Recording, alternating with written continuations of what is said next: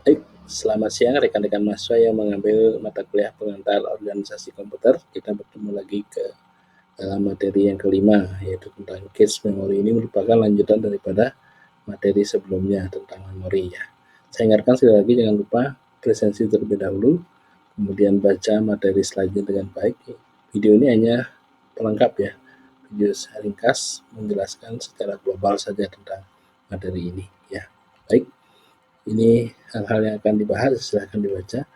Kemudian kita bicara tentang lokasinya memori ya. Ada yang diregister ini dalam memori berada dalam CPU sebagai memori sementara dan perhitungan maupun pengolahan data dalam prosesor ya. Kemudian kalau memorinya di internal ini berada di luar chip CPU ya, pengaksesnya langsung ke CPU, memori utama dan cache memory.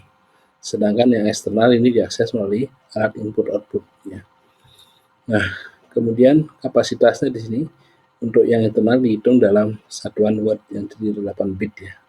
Sehingga panjangnya 1 watt itu ada yang 8, 16, 32 dan seterusnya. Kemudian memori eksternal di sini dinyatakan kapasitas dalam byte ya, tadi ya, hard disk, dan sebagainya. Kemudian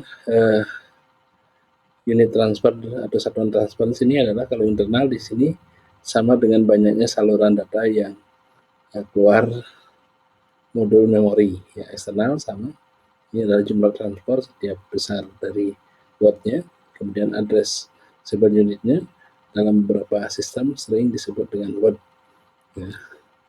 Kemudian cara aksesnya ada yang sequential urut dari depan ke belakang, contohnya ini paling umum kaset itu ya, Anda juga sudah jarang ya.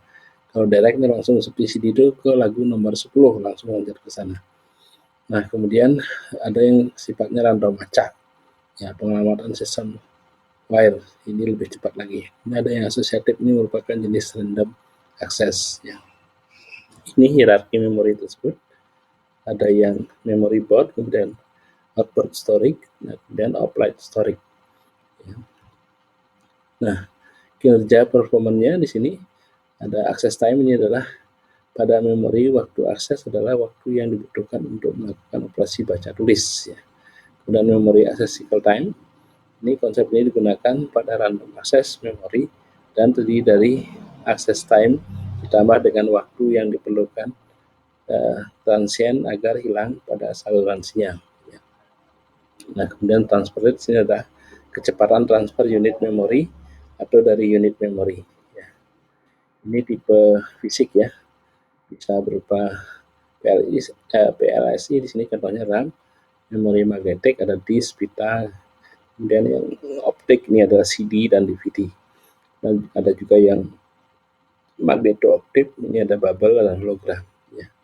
Nah, karakter fisiknya ini ada yang masih ingat kemarin ya, volatil ini hanya sementara ya, hilang ketika listrik dimatikan. Non volatil kebalikannya ya, walaupun dia hilang tapi memorinya masih ada, contohnya disket atau hard disk ya.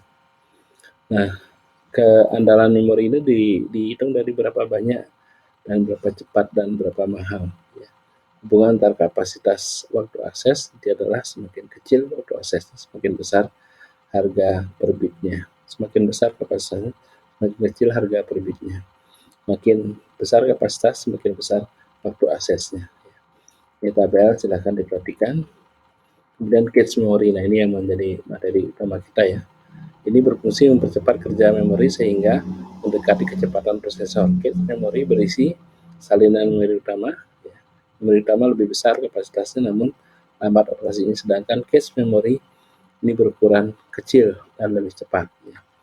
Ini pengandainya cache memory itu sementara ya, ibaratnya Anda mau memindahkan isi bak dari belakang ke depan butuh embel kecil. Nah, embel kecil itulah yang disebut dengan cache ya. Ini cara pembacaannya dengan meminta CPU dan alamat tertentu dan seterusnya ya. Kemudian ini penggambaran daripada cache memory. Kemudian ini flowchart kerjanya ya, silahkan diperhatikan. Ini elemen-elemen cache-nya, ada kapasitas dan sebagainya. Kemudian size atau ukurannya tentunya menggunakan kinerja komputer ya.